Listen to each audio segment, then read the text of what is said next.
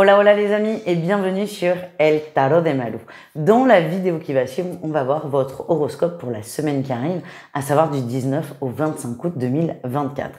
Mais avant de commencer, je voulais vous parler de plusieurs choses. Alors, disclaimer habituel, vous prenez ce qui vibre avec vous, ce qui résonne, ce qui vous fait du bien, ce qui vous permet d'avancer. Le but de ces guidances générales est de vous aider à y voir un peu plus clair. Si la guidance vous met encore plus de doutes, encore plus de questions ou ne vous parle pas du tout, c'est que simplement, elle n'est pas faite pour vous et c'est OK. Je vous invite à aller voir vos autres signes, votre ascendant et le lunaire.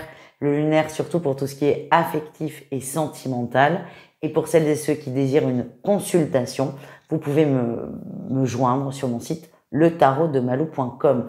Pour celles et ceux qui n'ont pas le temps de prendre une consultation, parce que plein de raisons, vous pouvez prendre votre guidance du mois de septembre. C'est sur mon site. C'est une vidéo personnalisée où on va voir les thèmes que vous voulez et vous pouvez aussi me poser des questions très précises auxquelles je réponds pendant cette petite vidéo. Avant de vous laisser, je voulais vous parler de trois choses, voilà, 3 dates. Mercredi, tous les mercredis, on va essayer de faire ça.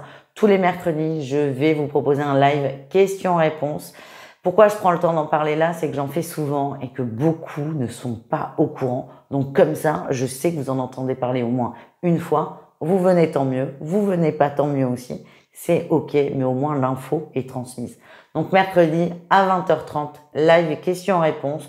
C'est toujours des super moments, c'est agréable. On se marre, on parle beaucoup et c'est vachement sympa les directs quand même de maintenir le lien. Donc je serai là, je serai présente. Lundi 19 sur la chaîne secondaire, je vous propose à 18h une émission avec Anne-Hélène Gramignano. Et si la mort n'existait pas, Anne-Hélène qui est médium, qui connecte avec les guides, les anges. On l'a déjà enregistré cette émission, elle est vraiment incroyable. Il y a énormément de messages, de signes et de choses qui se sont passées pendant cette émission. Je vous invite fortement à aller la voir parce que franchement, elle vaut le détour. Dernière info, et après je vous jure, on va voir votre signe. Dernière info, ce mardi 20, je vous propose une soirée guidance limitée à 15 personnes dans laquelle on fait des tirages généraux, des tirages individuels. Évidemment, chacun a le droit à sa question. Et ensuite, on finit avec une méditation pour ancrer tout ça. Et encore une fois, tout ça, c'est sur le site letarotdemalou.com et je vous laisse avec votre signe. Les Sagittaires, coucou, j'espère que vous allez bien. C'est donc à votre tour de voir vos énergies pour la semaine qui arrive. Ok, bon, on remet de l'énergie, on remet du jus dans la machine, ok. Alors, c'est plutôt une bonne semaine, très bonne semaine même, comme à peu près tous les signes, donc c'est plutôt pas mal. Elle est chouette la petite lune en Verseau là qu'on va se taper, finalement. Les Sagittaires, votre énergie principale, c'est la 6 de denier. On remet de l'énergie, on remet de la discussion, on remet du mouvement dans une, voire même dans plusieurs situations. Si on avait laissé, par exemple, pourrir une discussion, on va reprendre des nouvelles, on va refaire quelque chose, on va faire des premiers pas, on fait des compromis aussi, hein, c'est ce qu'on me montre, pour que l'énergie se remette même à circuler. Et ça peut être dans tellement de domaines différents. Ça peut être je me remets au sport, je mange mieux, je relance une conversation, je me remets à un projet que j'avais laissé de côté. Ça peut être vraiment beaucoup de choses. En tout cas, les Sagittaires, vous faites un pas, vous faites une action pour que ça se remette en place, pour que ça se remette en mouvement et c'est très bien ça. En atout, vous êtes dans l'amour. C'est quelque chose qui vous tient à cœur, c'est quelque chose qui vous fait du bien, c'est quelque chose qui vous anime très fort, au plus profond de vous-même. Ce qu'on me montre aussi, c'est que vous êtes dans une très bonne dynamique. Vous allez bien. Vous allez bien. Pourquoi? Parce que vous écoutez vos envies et vous passez à l'action. Donc ça, c'est quand même très révélateur. Vous êtes dans des très bonnes dispositions et c'est ça que vous allez suivre. Ça, votre cœur. Le défi, le challenge, évidemment, le mental. Sinon, c'est pas drôle. On a l'as d'épée. L'as d'épée qui vient nous pourrir un peu l'ambiance parce que sinon, c'est pas drôle. L'as d'épée va faire que, des fois, vous allez beaucoup douter de vous, douter de ce nouveau projet. Je vous donne un exemple.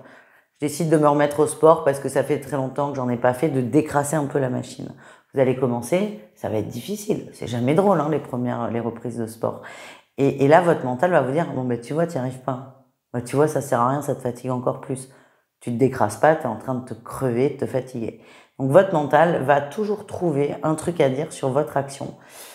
C'est normal, oui. C'est pénible, oui. Et c'est réglable aussi. Il faut continuer, c'est accepter que votre mental soit là pour vous faire des petites piqûres de rappel.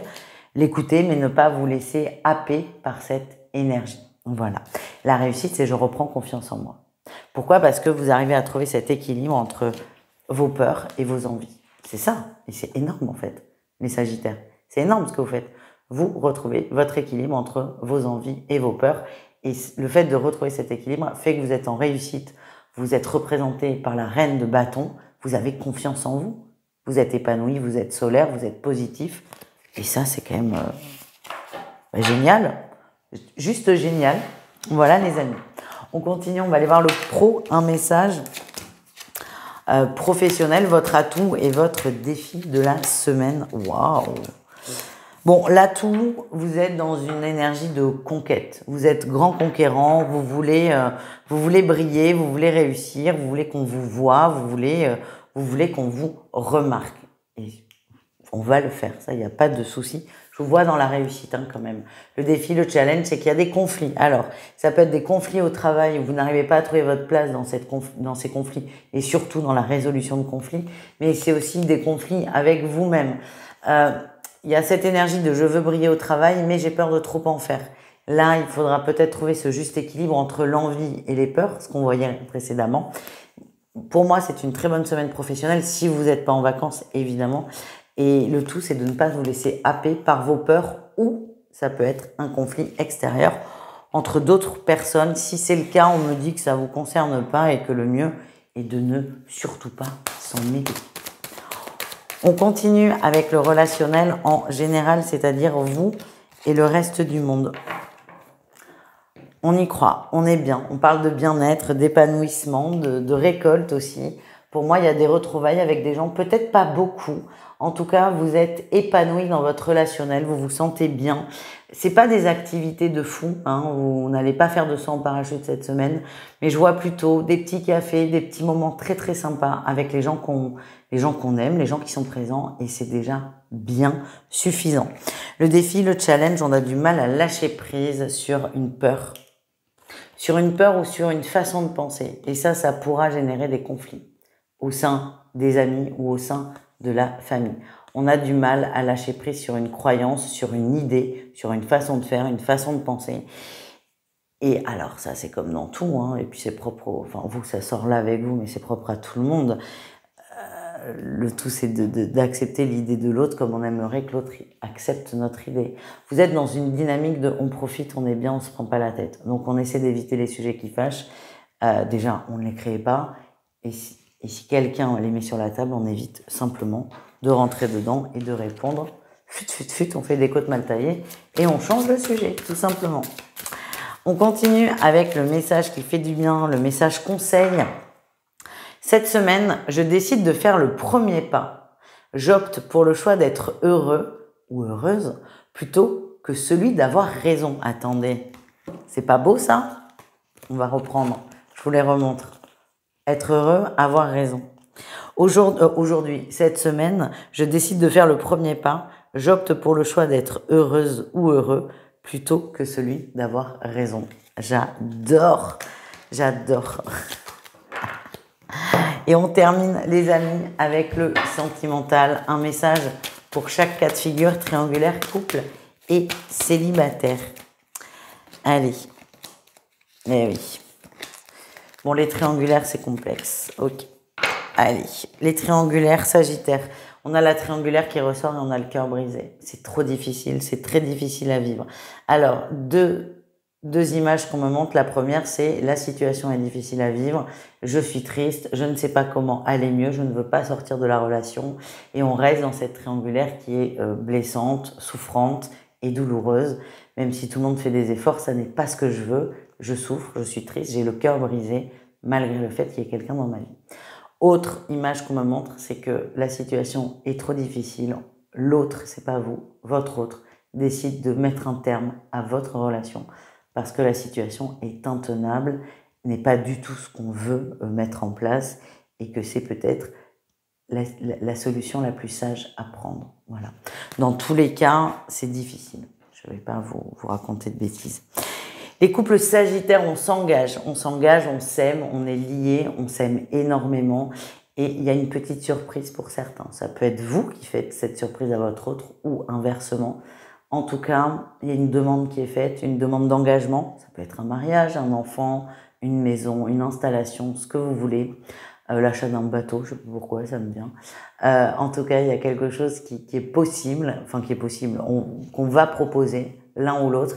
Ce sera une surprise et ce sera surtout une très très belle surprise.